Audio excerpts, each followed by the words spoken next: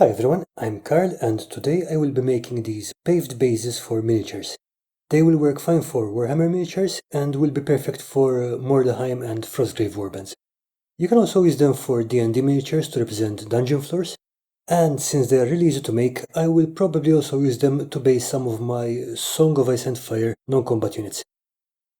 The technique is lifted off a recent Black Magic Craft video, where Gerard Bloom demonstrates it on some hard foam. There's a link in the description. I don't have any hard foam, so I made some test pieces in foamboard to see if the technique would work with it. And it worked perfectly. Not only can you make all sorts of shapes with this, but you can also make details which are much smaller than any you can make by making individual bricks, like I did in my interlocking walls video. To begin with, I took some pieces of foamboard, removed one of the layers of paper, and used PVA to glue them to some 25mm bases. The side which still has paper is the side that goes to the base. You can see that I left the full thickness of the foam here. This is an intentional design choice which I will explain in a future video, when I put models on these bases, but you can use a much thinner layer here. Then I trim the foam down to fit the base.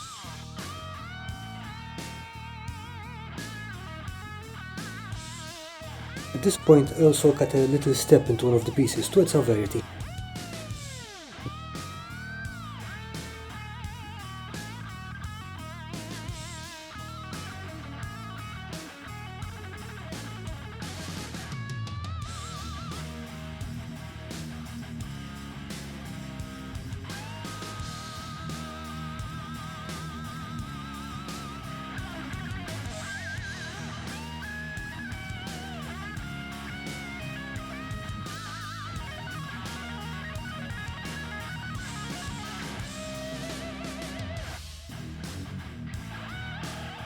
Then I took a pencil and lightly marked the cobblestones I wanted on the faces. I also marked the outline of a drain on one of them and roughed out some planks on the stepped base. Next I went over the pencil lines with my knife, making very light cuts. I only wanted to score the foam, not cut through it. Finally I went over the pieces with a pencil again, more heavily this time, giving the cobblestones their shape and adding some texture by hatching over different stones, drawing the wood texture on the planks, and so on. At this point I also decided that the grate piece wasn't going to work. It was too small and fiddly to work with, so I pressed it in to create an open hole.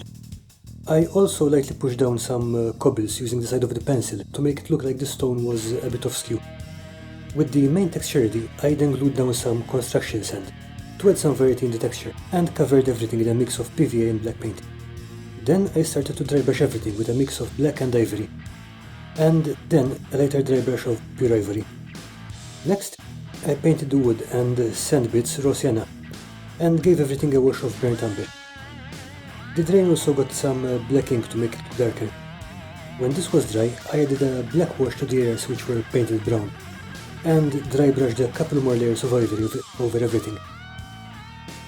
The brown areas were looking a bit off, so I added a brown wash over them all, cleaned the sides of the base with some black paint and sealed everything with a light coat of sealer for protection. I may come back later and add a few details, but not before I see how the models sit on them. I really like this technique, as it is really fast and gives some great results. I think I can get more interesting effects if I develop my pencil work further.